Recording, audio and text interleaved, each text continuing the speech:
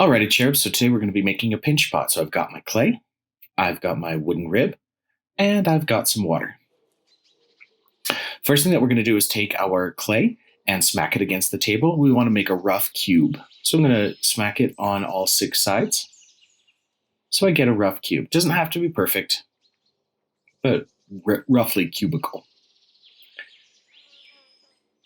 Now what I'm going to do is I'm going to flatten out the edges. So those sides, I want to flatten those out and soften them out. So I want to make a soft cube.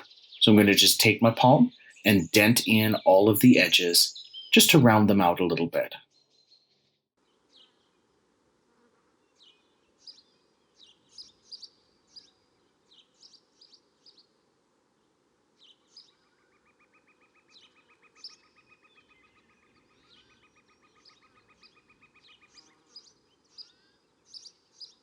Now what I'm going to do is compress it between my 2 palms. I want to cup my palms and wrap it around and push on the clay to make it more like a sphere.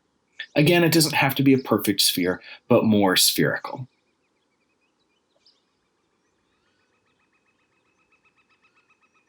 Now what I'm going to do is I'm going to look for a blemish or a crack. I can see I've got one right there, and that's where I'm going to put my thumb. I'm going to insert my thumb into the clay to make the opening for my cup. So I'm going to take that and I'm going to push it in, and I should feel it against the palm of my hand.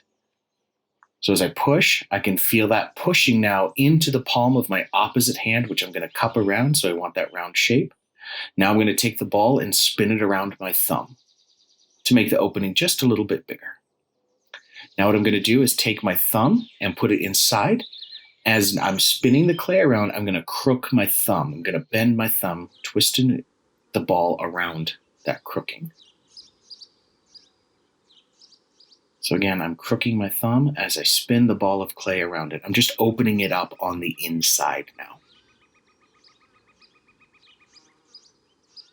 Just like that. You can see it's starting to crack. That's okay. Now what I'm going to do is I'm going to make a little puppet hand. Put my thumb back inside. I'm going to lay my fingers all along the top, just like that. And now I'm going to slowly rotate and pinch. This is why it's called a pinch vessel. I'm pinching the clay to get it a lot thinner and smooth. Now I want to use gentle impressions, nothing too crazy.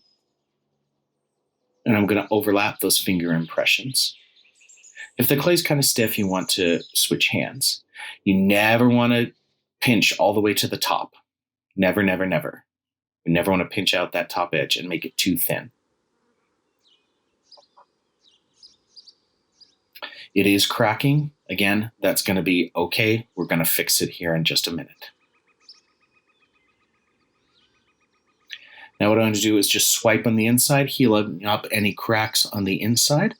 That's what it should look like. I should have about a 90-degree angle between the floor and the walls. I want to make sure that it's nice and flat on the inside.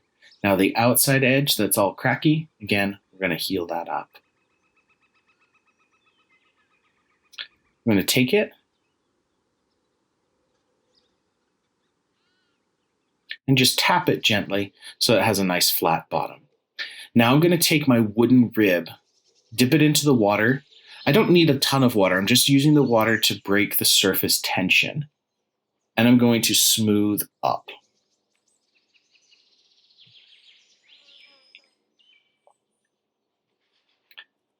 Again, the reason to smooth up with the rib is to get rid of the fingerprints, the finger impressions, to make it really nice and smooth. And if there's any cracks on the side, this will also help to get rid of those cracks.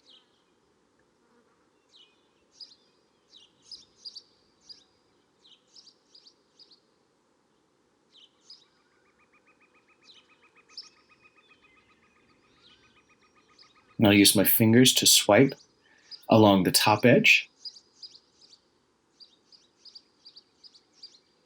A little bit of water.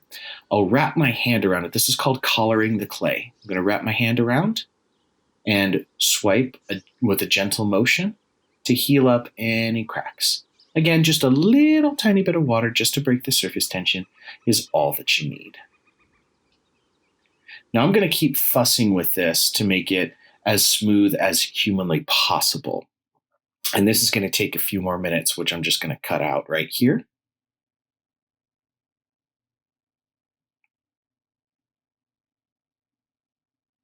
And there we have it, our finished pinch vessel. So again, we want it nice and smooth. All the walls are about the size thickness of your pinky. The floor is about the thickness of your pinky. There it is.